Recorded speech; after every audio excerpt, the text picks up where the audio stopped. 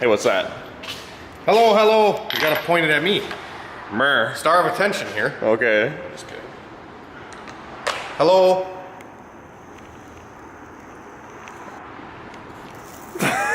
Hello, hello, hello. We are going to be tearing down a B17 GSR DA Integra engine.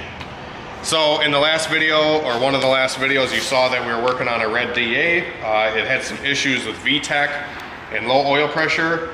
Fixed a bunch of stuff around the motor just to pull it right back out. So we pulled the motor out because the guy wants us to go through it and make sure that we don't have bearing issues, which I suspect we do.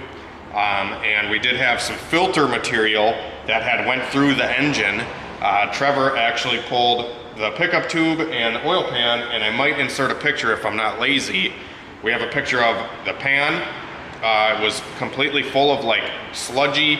It almost looked like hair. Yeah. It looked like clean out your sink drain. Yeah, yeah. That's what it looked like. We had to go get a goddamn snake. Yeah. Whatever that thing is. Anyways, so we got the hair out. We put some Drano in the oil pan. Just kidding.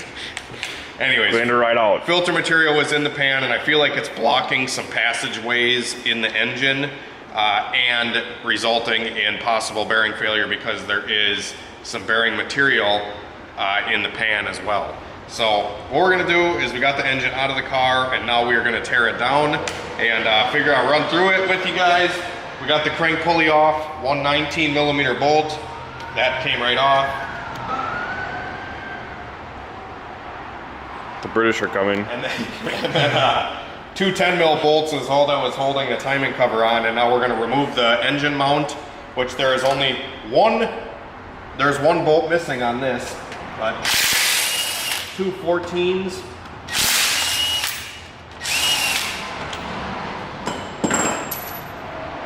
Next we'll take the timing belt off. So we loosen the tensioner here, and this guy will slide off. Maybe. Certified 7 days a week here. There's some timing in this house. You want a bucket and a mop? For all the VTEC? Yeah. Yeah. Alright, so here's our belt. It appears to be good. We have a pile of Honda parts over here and a couple of L33 parts for a project to not be disclosed. So yeah, take the tensioner all the way off. You got your bolt here. And then you got your springy dude. Did you want to take this apart, Trevor, or no? You got your crank gear. You got your timing belt washers. Don't lose those. Nope.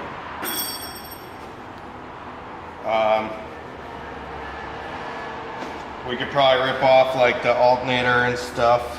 So we got that's loose. Trevor already got those. Got those. Gato. Double Derigato, Mr. Roboto. That's too long of a bolt. That's the right one.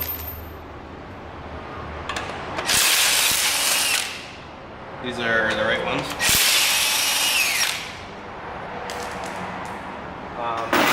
We gotta get this damn, gotta pound that out.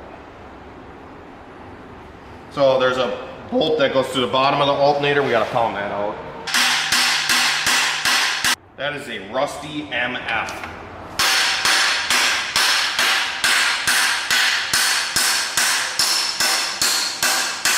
There she goes. Wow. This thing's a certified freak. We should get that for the Mustang. Back window sticker, certified freak. We should get stickers that say, or t-shirts that say, there's some boost in this house. I'm down. Where can we get 2 t-shirts made? There's some boost in this house. Yeah. We need to get on that train right now, otherwise somebody else is gonna do it. I know. $1 million. Certified power 7 days a week. All right, so we got the alternator off. The bolt is still stuck in the alternator, but we ended up just pulling the bolt off the bracket and we ended up getting it out. But so This is the issue that we were running into when we were under the car trying to fix the oil leak, which I thought was coming from one of these fittings here on the T. Definitely a tight fit. Like the oil filter literally rubs on it because it's so tight here. And we had oil catch can fittings coming off of the block here and here. So there's hoses there. So it was really tight fit to try to get in there with a wrench with the intake manifold and stuff still on. But obviously with it off, it's fairly easy to get. But probably gonna ditch a lot of this stuff and we're just gonna put an actual oil sandwich plate on this thing so it's a little easier to plumb all the fittings. So we're gonna pull off all the extremities, as I called it. So like the water pipe, the oil cooler, stuff like that, and then we'll get to the cylinder head. All right, so we're starting to tear the cylinder head off of this thing. We got all the stuff off of the back here, the water pipe, 2 bolts over here for that. Oil cooler, all that stuff, pretty self-explanatory. Trevor's just getting the rest of the cylinder head torn down. Just gotta pull all the cam cap bolts, and then the 2 oil galley tray things. Once we get the caps pulled out, we will pull the camshafts out and proceed to pull the head off. Yep, that's a block. So we got the cylinder head off and everything looks okay so far. It does not look like this motor was honed at all. It doesn't look like there's any cross hatching. For it being a fresh build or, you know, a build with no miles on it, I would expect to see some cross hatching in the cylinder wall, but I do not see that. It does have a block guard, and I believe these are like, I don't know what pistons they are. He said they might be SRP, but they look forged. Kind of forged, I don't know. But anyways, we got the cylinder head off, like I said, and now we're gonna start by flipping it over, pulling the crank and stuff out, checking out all the bearings, and hopefully finding our oil pressure issue. These head studs, I don't know if anybody has seen these before. These are, I don't know if they're really old school or if they're like knockoff Chinese head studs, but they're definitely, I don't know, they're different. Yep, that's that. So now we gotta pull the windage tray. We already pulled the pickup tube and stuff off. But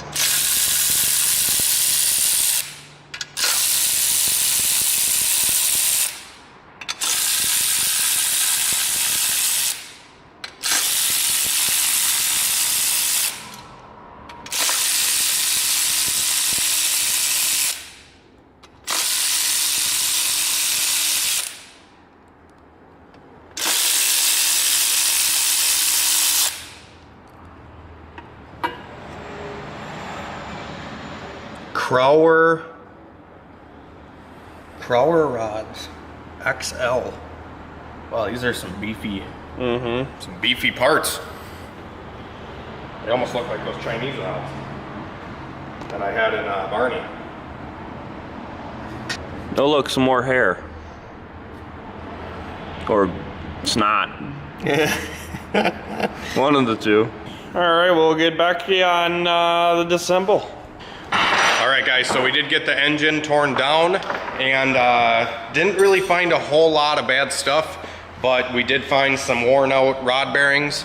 They're not like super cashed or anything like that, but they are worn nonetheless. I'm gonna try to find one here and show you. We got them all bagged up already for storage.